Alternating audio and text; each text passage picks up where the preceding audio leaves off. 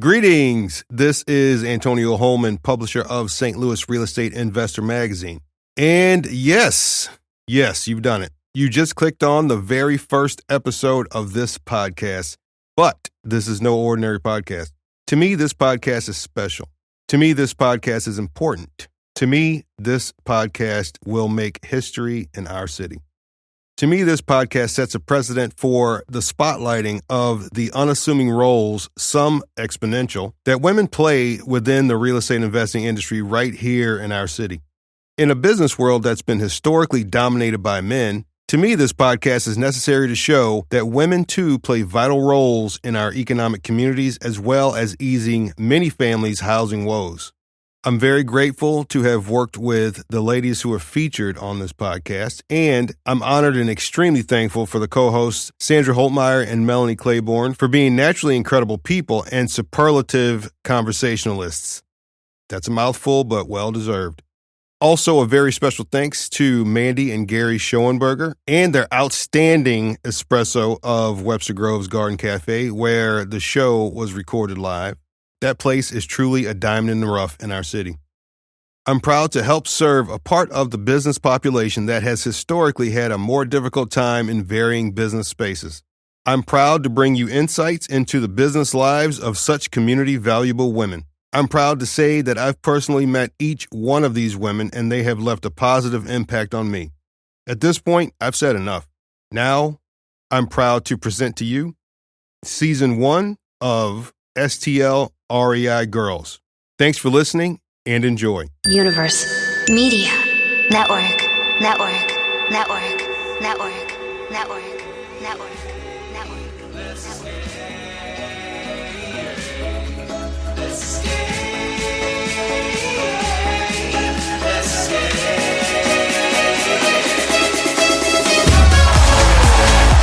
Welcome to the STL REI Girls podcast.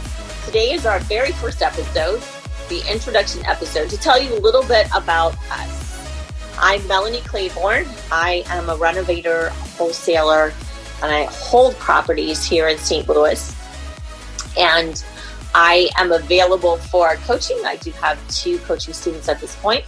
And I'm also hosting a Zoom call every month on the last Tuesday of the month. And interested to share with everyone and learn from everyone. And we're excited to start this podcast. I'm Sandra Holtmeyer. I am also local to the St. Louis market. I'm a rehabber, wholesaler, landlord, real estate agent. And I also coach folks on beginning rental investing. I specialize in finding and teaching folks how to cash flow about $500 a month on rental properties, which is higher than the average. So let's get started. How about that, Melanie? Yes, absolutely. All right. So Melanie, why don't you explain why you think this podcast is important for our city? I think it's important because St. Louis has a fabulous real estate investment market. Our market here in the Midwest doesn't ever get too far and too wacky high or to go drop too far and get way too low. We are pretty much, our market does go up and down, but it's very small, not very, but smaller than the coast and smaller than some other states and cities. So we have a pretty regular market. It's pretty dependable. And I think that the men and women in the city who would like to be investors and who would like to find some freedom or some side income, I think that it's important to let people know this and let people know that we have a unique opportunity right here in our own backyard. I love that. I think you're right. I couldn't agree more. And for myself, I call myself the accidental investor. So I love inspiring people and help them see that anyone can become a real estate investor. I started my career as a dietitian in food service for 25 years. I went to work every day and wore a hairnet and loved it for many, many years. And when it became time to move on, I had dabbled a little bit in real estate investing and I saw this was a viable option for me. So I agree. St. Louis is a great market for this, and I love helping people do this. And I know Melanie does too. That's why we both do some coaching. Absolutely. Now, Melanie, how long have you been doing this? Well, I bought my first property in 2014 in October, and I sold it in 2015. I made a nice little profit, a small profit, but it was nice to have. I had a real estate coach at the time, so we split it. And I walked away with almost $8,000, and I was thrilled. I had never even had $8,000 in my hand before. So I was like, woo, this is hot stuff. That's a really nice first deal. I also started with my first investment property in 2014. It was my own home that I converted to a rental property and learned a lot about that. You'll hear some of those as we go through the podcast. So it wasn't immediate profit. But Melanie and I started around the same time. So I hope everyone enjoys hearing our story and how our businesses has evolved and inspire others. Absolutely. So, Sandra, what appealed to you most about working in the real estate industry? Like, how did you ever give up that hairnet? Oh my gosh, I tell you what. The shortest answer is just one word: freedom. I named my company First Freedom Properties. I cannot describe the wonderful feeling of freedom, not having to work for anyone but myself now. And I love the freedom of flexibility for my family to work the hours I want to work, being available to help the kids, go on vacation when I want. So for me, it's all about the freedom. Absolutely. I totally agree with you very, very much. I did the same thing, and I had kind of gone through a crisis. And so what appealed to me about working in this industry was I would be able to be a stay-at-home mom with my daughter. So I had two boys, and then 8 years after the youngest one, I had a little girl. And life changed when she was about 5. And suddenly I was single and was trying to take care of all three of these, teenagers, and then the little girl, or preteens, and then the little girl. And I just felt horrible that I loved that I'd been a stay-at-home mom for my two boys. But for her, I was, shunting her off to babysitters, and I had to go to work. And then I also had signed up for college so I could finish my degree, because, that's what you're supposed to do, go back to college and get your degree. I had an associate's. I needed to finish it, I thought. And so having that time freedom was what pulled me from the industry that I had studied for into real estate. And I actually was able to, when she was in 8th grade, I was able to be the stay-at-home mom and go to all her field trips and everything. And just recently my father got really sick, and I was able to take care of him and still do the business. So freedom is absolutely the best answer, I think, that brought me. I wanted the same thing. I wanted to be able to set my hours and take care of my family first, and then have the business working as well. Did you have any support when you started? Were you solo? Was there a partnership, a coach? Yeah, I did. I did not want to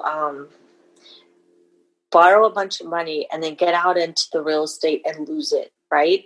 I didn't want to sink on my first property. So I figured it was better to pay for someone else's experience than to pay for my own ignorance, because I knew that I didn't know. I knew what I didn't know. And I did hire a coach. So he had a whole group of students. I think he had just stepped into coaching, or returned to real estate and started coaching. So there were 8 of us that we were able to bounce things off of each other. And there's just a lot of, you mitigate risk when you have a group or a coach, because someone's looking over your shoulder and can say, don't do that. How about you? Absolutely. I started my first rental by myself. I had to figure it out the hard way. I didn't know there were real estate investment associations and groups and blogs and Facebooks. And I just figured it out, talking to people that I knew owned rental properties, and, searching a few things on the internet. But I learned it the hard way the first couple of years. And first year I made no money. Second year I figured a few things out. And that's why I love helping people get started, because you're right. You need a coach. You need someone to help you. When I was ready to leave my corporate job, I got a coach that taught me wholesaling and rehabbing, and we're still good friends, and he's still my mentor. I can't say enough about it. And so, I mean, there's only so much YouTube University can do for us, right? I mean, you Yeah. need someone you can ask questions to. Yeah, absolutely. You need someone in real time, not just a recorded thing that, you can't ask questions.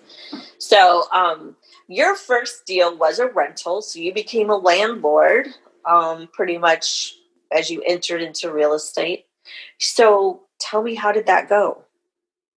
The first year I spent a lot of time researching it and got it set up. I got my first tenant, and she was young and she'd never lived on her own, and she was struggling to figure out how to set up utilities, which, may seem silly to some people, but, we've all got to start somewhere. Right. So I agreed to roll the average utility costs into the rent costs, because she said, I'll pay more if you'll just leave them in your name. I'm like, okay. Well, what happens when someone's not paying for the water, the gas, the electric? She ended up using way more than I did. This was my own home. So I knew what the utility costs had been average for me and my two kids. Well, it was just her and a baby.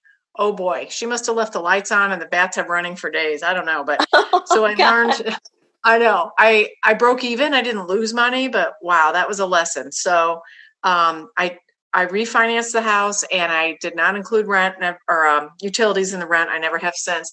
And that second year, I was cash flowing right at $500, which Nice. I learned through talking to other people. That's unheard of. That's a really high amount.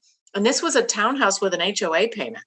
Wow. So, right. So if you buy them right, and you really can do that. So Awesome. that's how my first one went. How about yours? How did your first deal go?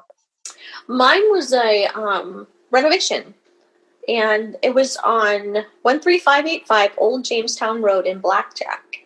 So it was on almost an acre. And since I had a coach, this was the first property, so he was setting things up, and I was watching and kind of copying and doing what he was telling me to do. And then he would bring in the contractors, and we'd go over there, create an independent contractor agreement. It was my first time to do that. And now my independent contractor agreement is a lot more tight than that one. I have a lot more stuff in there.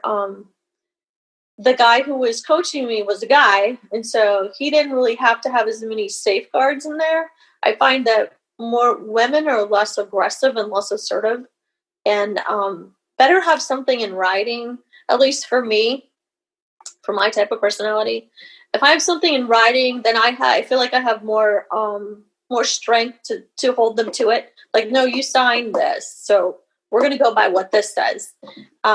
So yeah, I have some teeth in my contract. If they don't finish on time, there's a penalty. Chargebacks are allowed, and if they do finish early, there's a bonus. So it goes both ways. And I try to think that I'm fair and everything.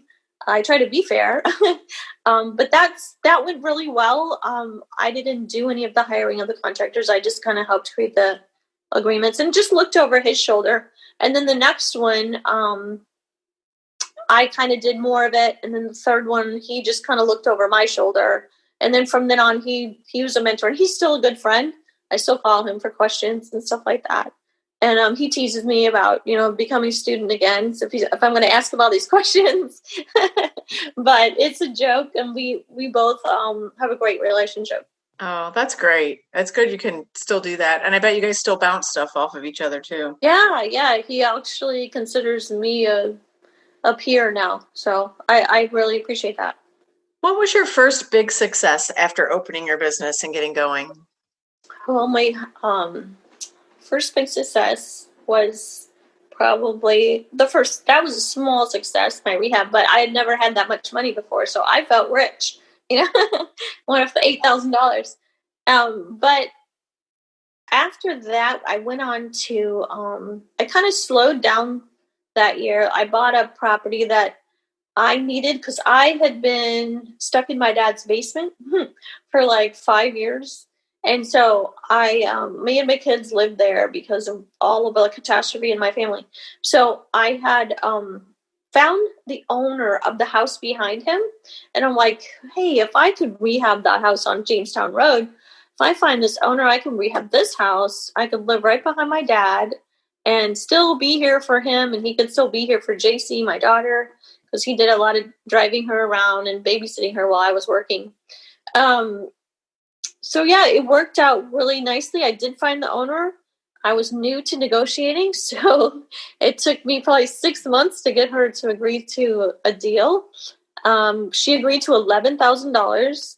And that was my first really personal success because I got out of my dad's house and I had my own home. And I had despaired of that ever happening before I got into real estate. But, real estate, I mean, there's a super great deal around the corner every day. You can wake up every day thinking about the amazing possibility that just might come your way today. So that was my first big success, is I actually found a home for me and my daughter. How about you? What was your first big success that you wrote down, that you felt like, oh, this is awesome? I know, I was trying to think back because I had year 2, I had so many things happening. I got my real estate license, and my first year I made over $60,000 in real estate commissions.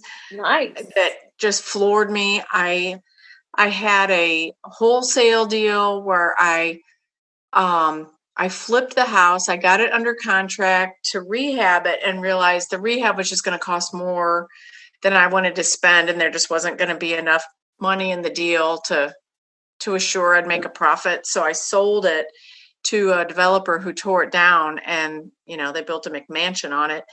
But I sold that for $40,000 more than I got it for. And all I did is hold it for 2 months. So I think that was year 2 where I realized this really is a viable career for me. I'm making money as an agent. I'm able to flip houses. I've finally figured out how to find deals that are profitable, So I think for me, it was just that realization that my success was that just realizing that my coach had helped me to the point where I really can do this. So I can't pinpoint it to one deal. I just pinpointed it to that summer where it really clicked. And I had a great year. I realized you really can make 6 figures in this industry. Yeah. That was year 2 for me. I was still a newbie. Had you already left your corporate job? Yes. Yeah. Okay. Good. Awesome. So now you've told me about the flip. You told me about rental, and you had probably done a renovation at that point too, maybe? Yeah, I think I'd done 2 small ones at that point. Okay. Well, what's your favorite type of deal? Of those 3, which one would do you just, if you could do every month, which one would you do every month? I think my favorite is rehabbing, which I love finding a house that's a diamond in the rough and making it beautiful again for a new family. Yeah. That's my favorite.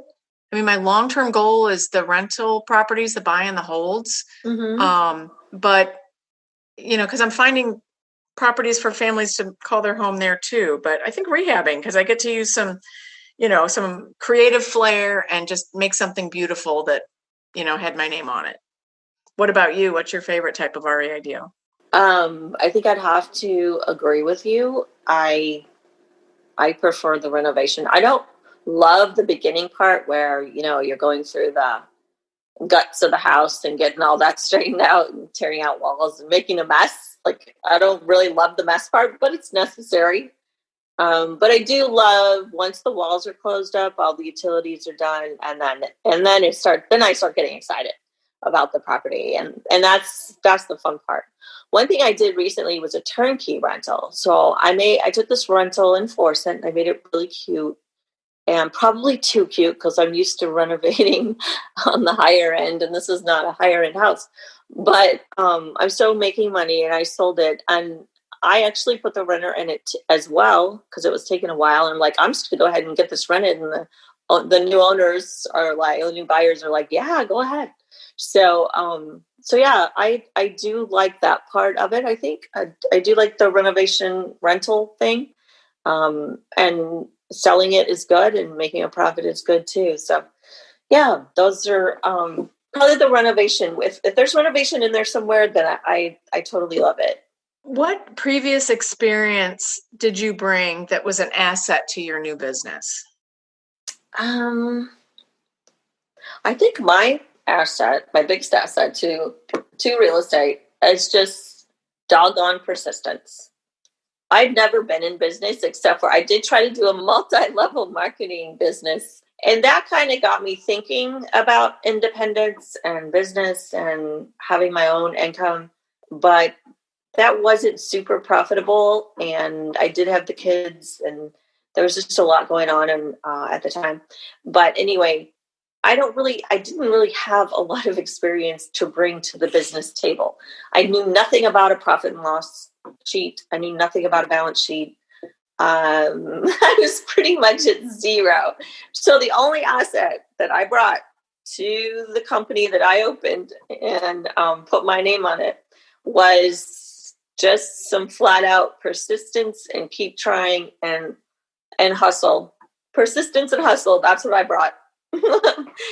What did you bring? I know you probably had some really good experience because you were in a nice position in the food industry, right? Yeah, but the consistency and hustle is huge. I mean, you can learn a lot of things, but self-discipline and good habits are harder for people to bring if they don't have it. So those are things that I've struggled with more. I did have 25 years of management experience. So that has served me the best. I've been surprised at how coming from a completely different industry, you can transfer that skill set to real estate. And I've met a lot of people that have come into real estate from all different kinds of backgrounds, and everyone's got something to bring. So I want anyone listening today to think about what you're good at now. And I guarantee it will apply in real estate.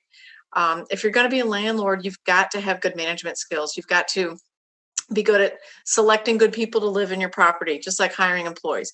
You've got to be able to manage a lease, hold people accountable, have, the gumption to, stick to the contract and the lease.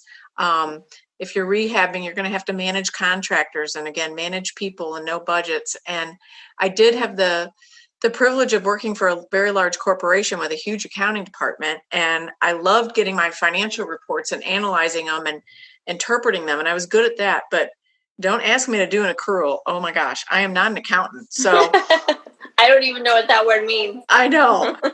Don't ask me how to do it either. But, we all bring something. So I think that yes. That really helps, even me and you, we were bringing different things, but we can outsource things. We can learn from each other. Our coaches help us.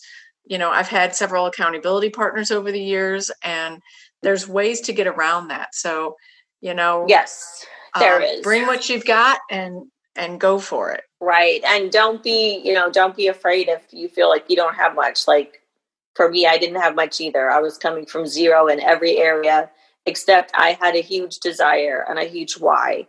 And that's what drove me forward. Getting up at 5:30 or 5 to be at Home Depot by 6 so I can get everything done before I had to be at work at 8. And, you just do what you got to do. If you work hard and you're persistent and you keep trying, you will get there. So I love that. Every experience works. What has been your favorite experience? Did you have a deal that just worked out beautifully? That was your favorite one? Or is it dealing with meeting new people? What's your favorite experience in the industry? I think my very favorite one was a house I rehabbed in St. Charles near Duchesne High School down there. So it wasn't historic St. Charles. It was definitely in the burbs down there. And it was a wholesale deal I got from one of my postcards.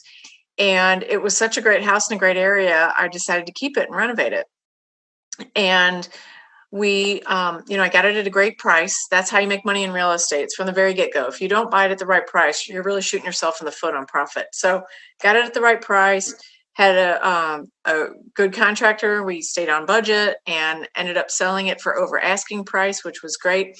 But the best thing about it was the agent I was working with, I was the listing agent. So the buyer's agent that came had been working with HGTV for 2 years to be on House Hunters.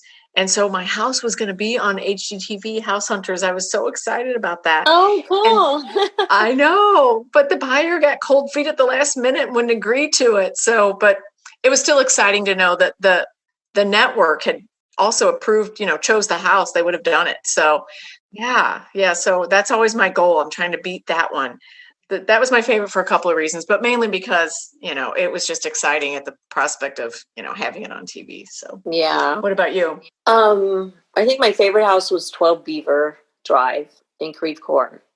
It was my first luxury home, and it was a lot of.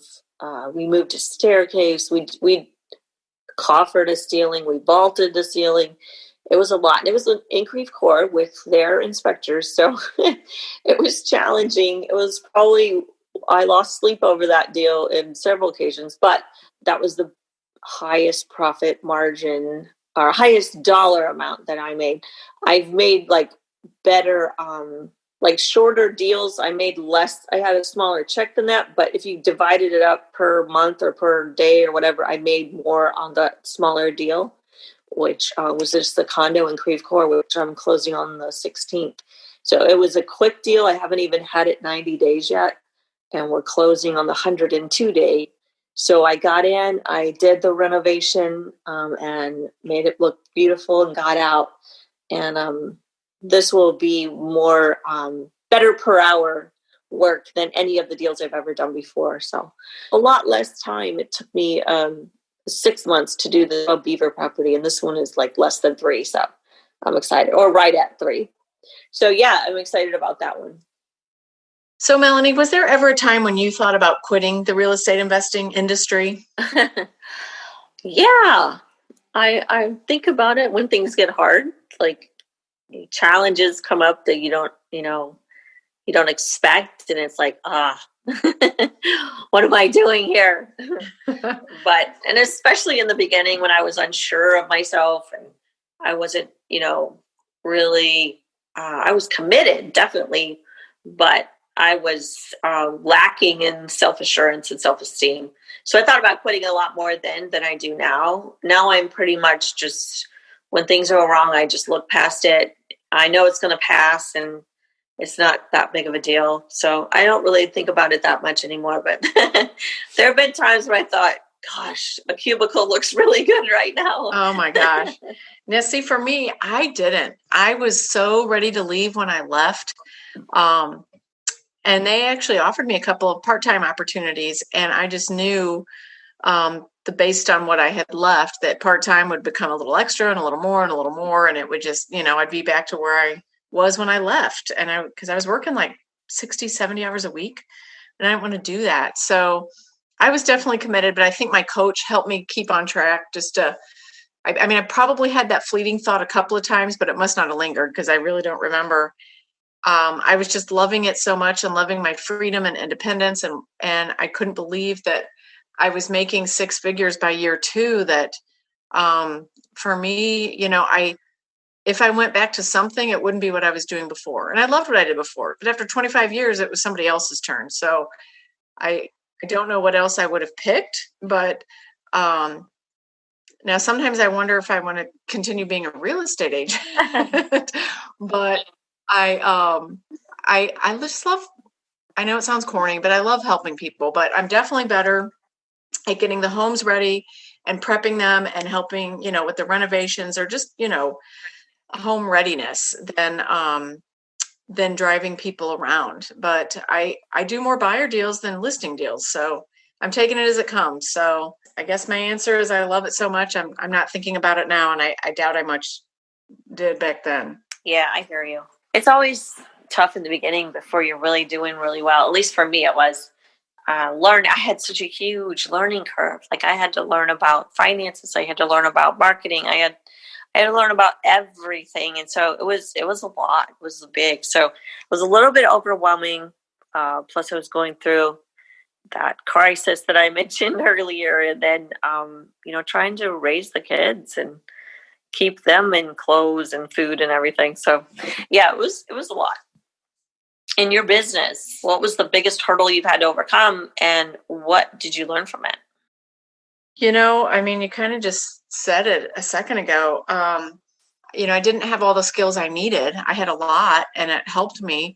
But I think the accounting and the marketing have been the biggest hurdle for me. So I do have a bookkeeper now and a CPA, which is huge. I took way too long to just decide to spend the money and do that. I don't want to sit here and input receipts and do all of that. For me, it's worth when I'm paying them to do it. And I still have to do, my part of that. But my assistant does a little bit, and then it goes to the bookkeeper, and then the CPA reviews it. And that's just an investment in my business. So I'm still learning. So here I am. And let's see, I quit my corporate job in 2017. So really this is my, going into my 4th year as a full-time investor. And I just got all that lined up by year 3. So I don't want anyone to take 3 years to do that, but I was just being kind of stubborn and cheap, frankly, but I couldn't overcome it. And I didn't want to spend half my week going over papers when I could be out looking at houses and helping people and making money other ways. So that was it for me, my lack of accounting skills. What about you? What was your biggest hurdle? Well, I did get an accountant right away because I knew diddly about it. So I got that right away. I think my biggest hurdle is just probably been between my ears, is belief in myself. Like I thought I could do it. I wanted to do it so badly that I just did. I didn't quit my job until I had 6 months of living saved. So all that time I was working with my coach and just getting half of the deal, which was still good. I appreciated it. And all that time I was just trying to save up and get ready to quit. So then when I finally was able to quit in 2017, I was able to walk away from my job and go full time. The hurdle was getting myself to get out there and to network, because I'm really not an extrovert. I'm really an introvert. I'm a smiley introvert. So people think I'm an extrovert at first, but I'm really not. And so I think my biggest hurdle was just in my own head, my self-esteem, my confidence in myself, and my confidence in what I was doing. All of that, I definitely took a while to build and took a while to get through and make it work for me, and actually get the belief that I needed. And, anything worth doing takes time. So I think the biggest thing that anybody can work on, the most important thing anybody can work on, is their own state of being and their own belief system. So I don't begrudge the time that it took me. And one thing I want to say to listeners is that you are not in competition with anybody else in this business. And that's the beautiful thing about being an entrepreneur. Being an entrepreneur makes you grow in every single way that you can possibly think of. And you are not going to be stagnant if you're going to be an entrepreneur. You have to grow, and you have to move forward. And every second counts. Every second, that just went by counts. That second just counted. And if you're not pushing forward, then you're drifting backward. And so I had that in my head, and that's part of what helped me be so persistent, is that I had an urgency. I had a big why. I wanted to get back home to be mom to my daughter. I felt like I missed out and she missed out. And so that urgency and that belief that this second counts, this minute counts. I was on the phone all the time. I was looking at properties even before I had any money to buy any. And then the more I talked about it, the more I, talked to other people, I finally found money, and things just started moving, and I got some momentum going. But I got it with some big pushes and some big desire and some big work on myself. And I got the business rolling while I had very little self-esteem. So I think that the lesson learned is that you don't have to be everything you need to be in order to get started. You just have to be willing to sacrifice and put in the time and the effort. Lack of sleep, all of that stuff goes with busting out of the old you and becoming something new and becoming somebody new. So yeah, that's probably the biggest hurdle. You're so inspiring just listening to that. I mean, it's so true. Every moment's a moment to begin over. Yeah, you get another chance. Yeah, because we didn't know it all when we started. So I hope that inspires people to realize you don't have to have all the answers. So that's why having a coach is great. Just to just eat that elephant one bite at a time. Absolutely, and know that it's a process. So it's gonna work out.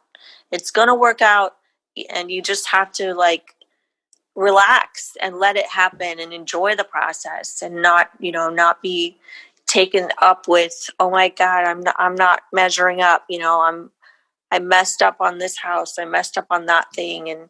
And you just got to let things roll off your back and let it roll off, and everything will be fine. Everything will be fine. Yeah.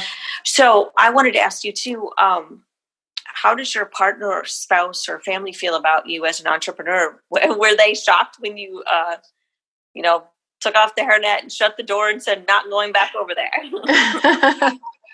Yeah, they couldn't believe it. I mean, they were supportive, a little cautionary to me, I mean, luckily I didn't have any money to invest in the beginning. So it wasn't like I was throwing money out there. I was just doing wholesale deals to start. Once I became, a full-time investor, but, my partner, Mike, he's completely supportive. And actually he just got laid off a few weeks ago, and he's been watching me do this for years now. And, it's inspired him. So he's jumping in, and he's feeling the freedom of not going back to the corporate world. And, he's doing his own thing, and we'll do some deals together because we've already done, quite a few rehabs and projects together, but 100% supportive. And, we're looking ahead to, retirement years that are a few years off, but we don't want to work 68 hours a week, all the way up to the end, to that point, whatever that year will be. But, yeah, so extremely supportive. What about you? How's your support system going? I had my coach, and that was really it. I have 5 brothers, and every one of them were worried about me. Every one of them were negative toward what I was doing. I did it. My sister's husband, my brother-in-law, actually was my first investor, and he believed in me first before the others did. And now they do. It's been 6 years, so now they're like, oh yeah, you really are an investor. I pulled out some of those gold caps that go over when you pull a sink out and you pull a vanity out, and you have to cap off the pipes. Yeah, I pulled some of those out of my purse because my dad had run through the garage. He had run his car into the garage while he hit the accelerator instead of the brake when he was trying to park in the garage. And he ran the car right into the wall that his bathroom and vanities were attached to. So there was water in that wall and everything.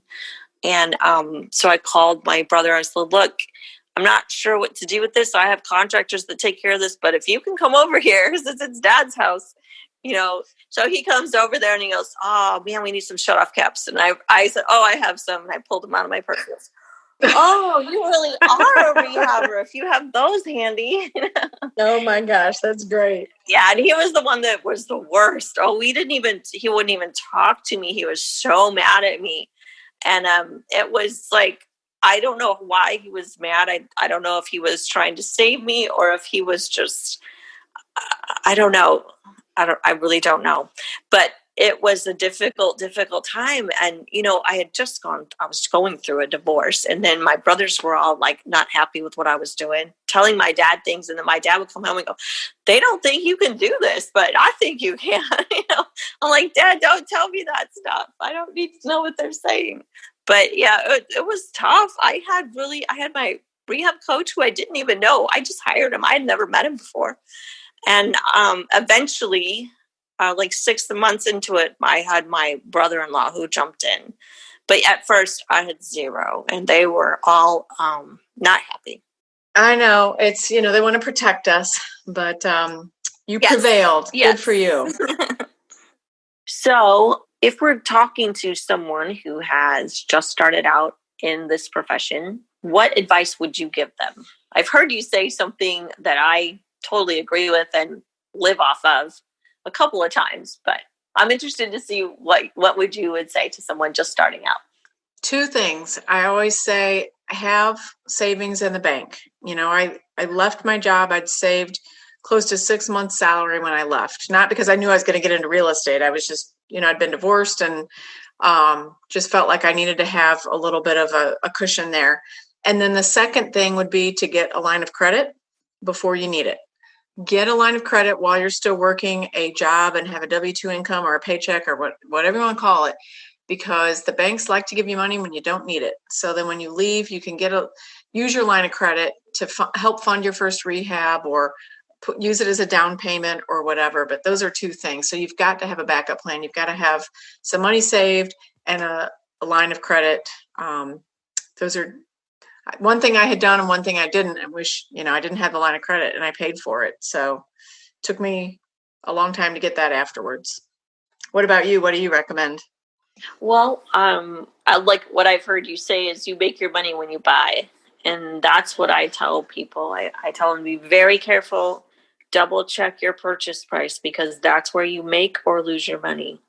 And that's, of course, assuming the city doesn't walk in and make you tear out walls that you did not intend to tear out or something like that. But, those things are there. Those things happen sometimes.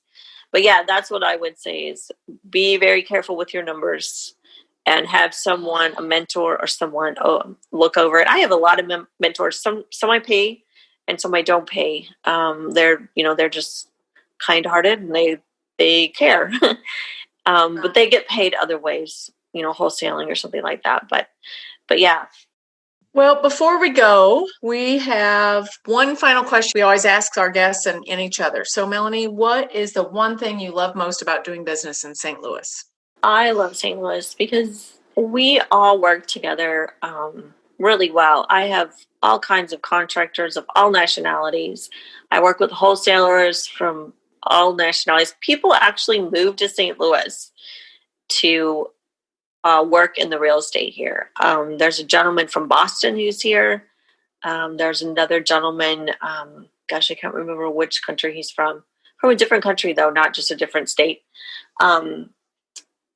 He's a joy to work with. I just feel like everything that I do, I'm blessed to work with investors who are really kind, and occasionally you meet someone who's not so honest or something, but those are few and far between in my experience. And it's easy to just, push back past that and go forward. And I like the people here. People are open and kind. And most investors, I was just amazed when I started investing.